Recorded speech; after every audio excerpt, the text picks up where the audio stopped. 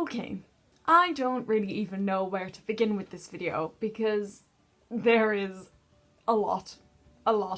I don't know if it's been every year, but definitely last year I made a video before New Year's. And before my birthday, I know I usually do it. I don't like it when these kinds of things change. And I know it's coming every year, of course, it's the same thing. And I'm never ready for it. But this year especially. I feel like I say that every year as well. Because it's the end of a decade. I don't like that. The thing is though, I keep forgetting that it's the end of a decade, and I keep forgetting also that it's like a week until the end of the decade. And every time I remember, I think of more things that happened this decade, and it's just wild to me that it all happened this decade. I was of course old enough to remember the changing of the decade from the 2000s to the 2010s, but all I can remember is that I was really upset about it never being single digits again. A bit like when you turn 10.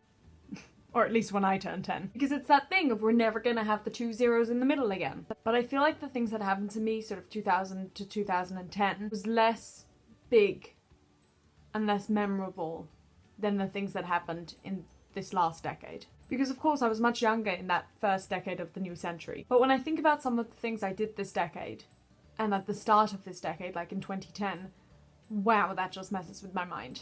But in my head, this is sort of how I'm seeing it. 2000 to 2010 was sort of just me being young. 2010 to 2020 was me preparing to be an adult. 2020 to 2030 is going to be the decade of adulting big time, if that makes any sense. Which makes me look forward to this next decade. Because when I think of how much has happened in the last 10 years, what's going to happen in the next 10 years? And that's just amazing. Even though I'm terrified of entering this new decade, it does make me really excited. Because who knows if in 10 years from now I'm going to be sitting on my bed making a video about how wonderful the last decade has been and how much I've changed in the last decade. Who knows? But last night I was watching Russell Howard's recap of the decade, and it just made me think of all these things that happened, and it's just been a wild decade. Really crazy. So point is, it's been a wild decade and I'm looking forward to another one. I'll see you soon. Bye!